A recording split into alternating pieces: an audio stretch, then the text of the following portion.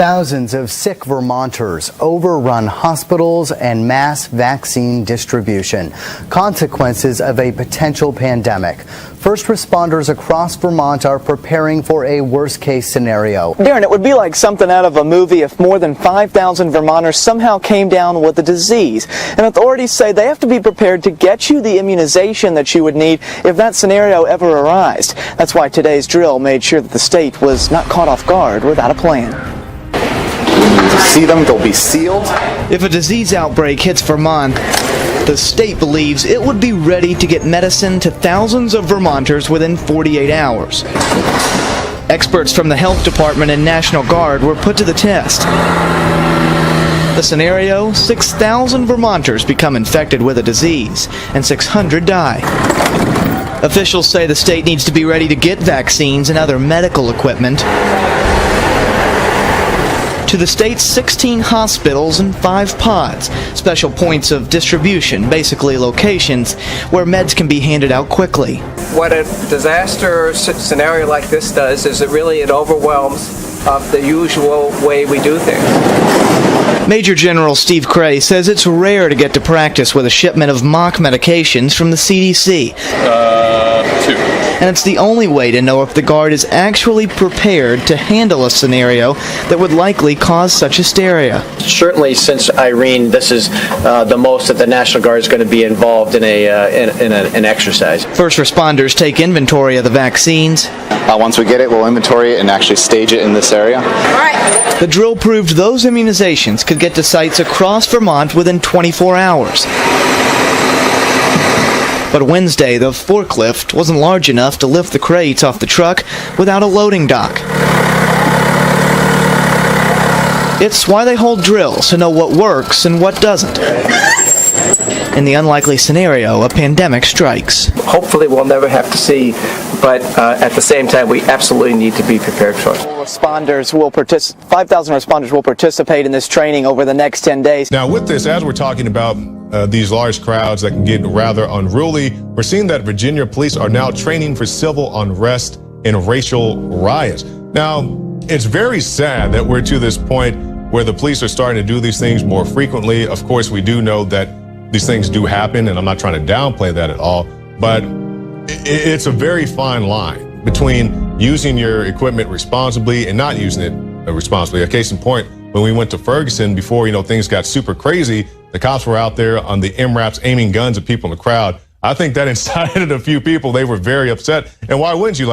You cannot aim a gun at a person. They weren't just holding a gun. They were actually aiming it at people in the crowd, looking through the scope and all that. So that type of stuff is definitely uncalled for, but there are situations when you do need to have preparations. So it's a very fine line. And let's take a look at this video of this training.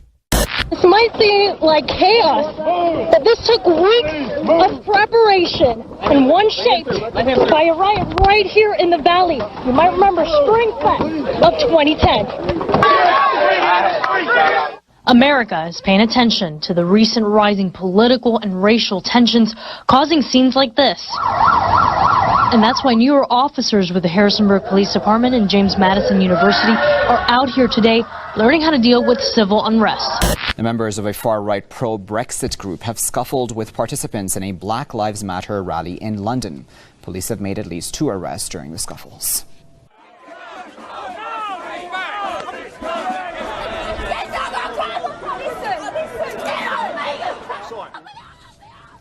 Well, the pro-Brexit march was organized by members of the South East Alliance movement.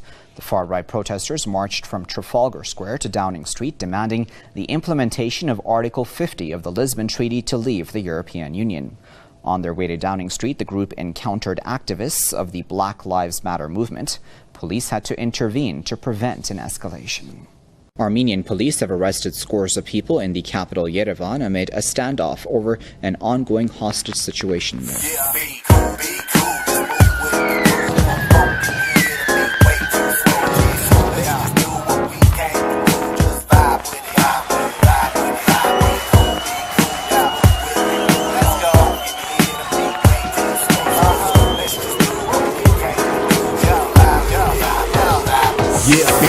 Be cool, just move with the groove. No funk in here, the beat way too smooth. Let's just do what we came to do, just vibe.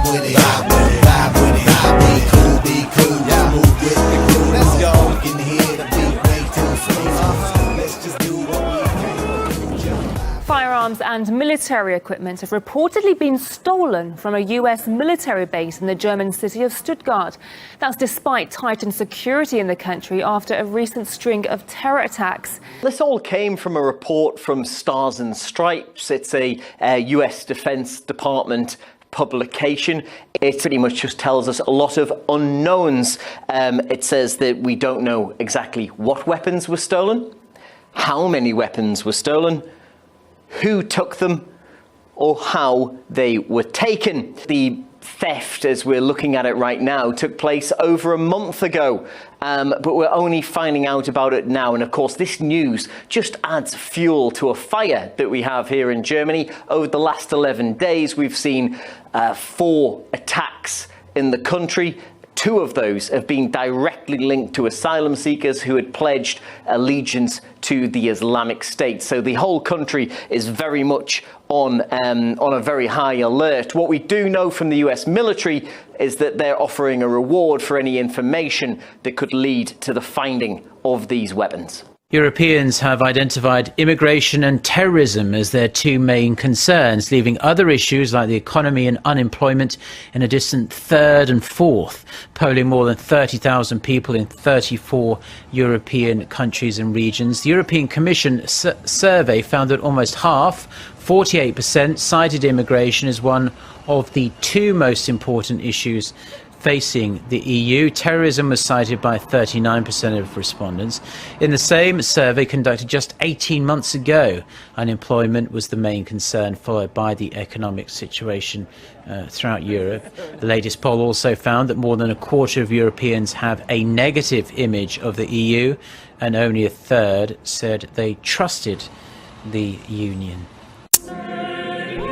Hundreds of people of all faiths and none came to Notre Dame Cathedral to pay tribute to the life of Father Jacques Hamel, brutally murdered in his own church on Tuesday by 2 teenagers claiming they were acting in the name of ISIL. But in politics, there's been less solidarity, as opposition figures savage the government for its supposed laxism, after it turned out both attackers were already on the terrorism watch list. Je demande au gouvernement. I ask the government to implement all the proposals that we presented months ago without delay. We cannot waste any more time. Sarkozy wants every person on the terrorism watch list to be electronically tagged, but there are just too many of them for the already stretched police to monitor. European officials insist they've learned from mistakes made before the attacks in Paris in November and here in Brussels in March, and they say intelligence gathering and sharing has improved. But there are more than 10,000 people on the terrorism watch list in France alone, of whom 5,000 or 6,000 have been to Syria or Iraq, and deciding which of them is dangerous enough to merit round-the-clock surveillance is often a matter of informed guesswork. We do want to start with some breaking news, though. We're learning this morning about new terror arrests in Belgium, a nation still reeling from the bombing of the Brussels airport attack back in March, an attack for which ISIS claimed credit. So now 2 brothers under arrest this morning. They're accused of planning new attacks in a country and a continent on high alert. For the very latest on what is a developing story this morning, let's go to ABC's Jennifer Eccleston, who's in our London bureau. Jennifer, good morning. Dan, Belgian prosecutors are confirming this morning the arrest of 2 brothers suspected of planning a terrorist attack. They were named as 33-year-old Nourdin H. and his brother Hamza H. The arrest took place after anti-terror police raided multiple houses in the city of Liège and Mons. Now, Mons is significant because it's home to a large NATO installation. Prosecutors say no weapons or explosives were recovered, but there were indications of plans to carry out attacks somewhere in Belgium. The country is currently on the 2nd highest security alert, indicating a possible or probable threat. Leading Danish politician has triggered controversy by calling for a ban on all Muslim refugees entering the country for up to 6 years. In an opinion piece for a Danish newspaper, Søren Espersen has written that Western countries should stop being naive. The deputy leader of the Danish People's Party also says that Muslim asylum seekers should be barred from entire Europe, as the continent needs, quoted, respite after the recent terrorist attacks. Espersen's comments have drawn criticism from Denmark's opposition parties. An MP from the Social Democrats Party has likened his remarks to the rhetoric of U.S. Republican presidential nominee Donald Trump. The lawmaker also said the position amounts to religious discrimination and apartheid. Denmark's Radical Party has also condemned Espersen's anti-Muslim stance, saying that it threatens to destroy Denmark as a free, open and tolerant society. Hell on earth. That's how 2 UN agencies have described the fallout of armed conflicts on around 56 million people around the world. In a report presented to the UN Security Council, the Food and Agriculture Organization and the World Food Programme expressed deep concern over the available food supplies to 17 countries. In particular, they pointed out that nearly 9 out of 10 Syrian refugees in Lebanon require urgent food aid. The worsening situations in Yemen, South Sudan, Burundi and the Lake Chad Basin were also flagged up as humanitarian crises. And back here at home, and a major health alert tonight, the Zika virus being spread by mosquitoes right here in the U.S. At least 4 people infected after being bitten near downtown Miami. Today, health officials going door to door to test residents. And tonight, a warning from England to its pregnant residents: do not travel to Florida. 4 people with Zika, all bitten by mosquitoes in this 1 square mile of Miami, right next to downtown and just 1 block from Reza Mendoza's home. This is my baby. This is him.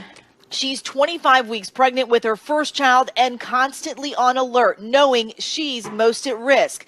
Zika symptoms are mild in most, but can cause severe birth defects. I have to think every day, like, do I want to go outside, or what am I going to wear? You know, did I carry my repellent? Is it going to be strong enough? In Miami, extra patrols out spraying, screening residents and passing out critical supplies in the trouble zone. So what's left for us then? Officials in Miami confident they can keep Zika contained. Once something starts, we nip it in the bud. Health officials are really encouraging people who live near mosquitoes anywhere, not just this neighborhood, to exercise caution and wear repellent. If you have a pet, you may have gotten a microchip implanted in case they get lost or stolen. But now, believe it or not, humans are getting chips too. It's a science fiction scenario that has now come to life. Tonight, chip implants and the ultimate body hack. It's just a touch of a hand. So that unlocks my door. That lets Tim Shank into his home. And Chrissy Heischman simply swipes her hand instead of a key card to get into her office. Their secret? Both have microchips implanted under their skin. And it's just a little glass bead like the size of a grain of rice. There is the chip. Shank is about to get his second implant. This is an NFC chip, so it's similar to what phones have nowadays, where you can tap them. But it's not doctors who are implanting these type of chips. Verno is a certified body piercer who's done several of these procedures and will do this implant too. 6 stitches later, Shank is chipped. I love this, actually. Implantable chip kits are available online for less than $50. The chips can be used as an alternative to your keys and passwords. And it turned off my ringer. Manufacturers say the chip is safe when implanted correctly, usually inserted between the thumb and forefinger. But according to medical ethicist Arthur Kaplan, there are still concerns. Biohacking is the future. There's no doubt about it. The question is, are we going to have rules? Are we going to have protections? Or is it going to kind of be a freewheeling, laissez-faire marketplace? He says aside from health considerations for the procedure and having a foreign object under your skin, questions about privacy and safety have to be considered. Somebody could hack their way into these devices, maybe compel behavior that you don't want to do, maybe send false information in there about circumstances or health problems that don't really exist. But Shank and his friends say the benefits outweigh the risks and look forward to an expanding role for implanted chips in the future. I'm hoping that this will make it possible for me not to have to carry a wallet or credit cards or keys. Experts are looking at enhanced medical applications for implanted chips and uses for everything from GPS to even weather notifications. But it is still an unregulated industry, and hacking, as we mentioned, is a big concern. There has been a constant conflict between the rights of religious freedom and that of gay rights. Now the newest battle to be fought in this ongoing war is California's religious colleges and universities. An upcoming bill is making its way through the legislature. The goal of the bill is to remove the anti-discrimination laws from religious institutions. This could then expose the colleges and universities to tons of civil rights lawsuits from both staff and students. In response, schools believe that this goes against their right to freely exercise their religion. As of now, any religious institutions may assign housing based on sex instead of gender identity. On Wednesday, Kerry and Palestinian President Mahmoud Abbas met to discuss efforts to move forward toward a two-state solution to the Israeli-Palestinian conflict. Kerry's key focus is to reach an agreement to end the long-standing conflict. The U.S. representative is not proposing any fixed calendar for the developments of the talks, but he's hoping to make progress to create the conditions for a resolution. Now, China's defense ministry has announced it's pushing ahead with plans to develop its own anti-missile system. The surprise move comes amid Beijing's staunch opposition to South Korea's recent decision to deploy a powerful US-made missile defense system to counter North Korea's growing nuclear and missile threats. It has been confirmed that the Chinese military is developing its own missile defense system. At a recent press briefing, China's defense ministry spokesman said developing substantial capabilities for missile defense is necessary for the country to maintain national security. His remarks come in response to recent footage showing Chinese ground-based mid-course defense system successfully intercepting an incoming missile. The so-called GMD system can target and destroy ballistic missiles in space. Although the spokesman said the system is not targeting any specific country and will not affect international strategic stability, it's seen as Beijing's way of showing that it's capable of countering the U.S. Terminal High Altitude Area Defense, or THAAD, which is to be stationed in South Korea by 2017. We'll closely follow the related actions of the U.S. and South Korea and consider necessary measures to safeguard China's national security. However, some military experts say there's a wide gulf between U.S. and China in terms of missile defense technology. They say Beijing's system lacks real battle testing, which raises questions about its maturity and reliability. Japan is upgrading its Patriot PAC-3 missile defense system in time for the 2020 Tokyo Olympic Games. It said the upgrades will add more range and accuracy needed to intercept more advanced DPRK ballistic missiles. The rollout of the new advanced missile segment enhancement, which is likely to start next year, could double the range of the current PAC-3 missiles to around 30 kilometers. A source said around 100 billion yen, or $900 million in funding, would be requested in the next defense budget proposal for the year starting April 2017. Japan is also considering purchasing the Advanced Terminal High Altitude Area Defense, or THAAD, anti-missile system in 2019. So far this year, the U.S. has seen more than 20,000 wildfires. Worldwide, that's a drop in the bucket. Alex Dimitrick reports NASA has a bird's-eye view of the burning. The big fires closest to home, like those currently raging in California, get most of our attention. But most of the fires don't happen near us. Most of the fires happen in places like South America or Africa or Indonesia. Computer modeling of NASA satellite data shows wildfire outbreaks for 2016. Actual imagery from space captures the scale of the burning happening near Big Sur and Los Angeles, where it's literally hell on the ground. This is the 5th year of an ongoing drought, so we have very extreme fire behavior. These are not normal times. The El Nino winter did bring rain back to the west, just not enough. We had such a deficit of rainfall that even though there were some increases, it really didn't get us all the way back to normal. Pollution from fires can span continents. Dust seen in orange and smoke-colored green shows air pollution crossing oceans. Satellites also provide images of fires just beginning. NASA satellite data provides some of the first indications of new wildfires, and that information then gets sent down to managers on the ground that have to make day-to-day decisions about how to fight those wildfires. Most are far smaller, but there have been 29,000 fires in the U.S. this year already.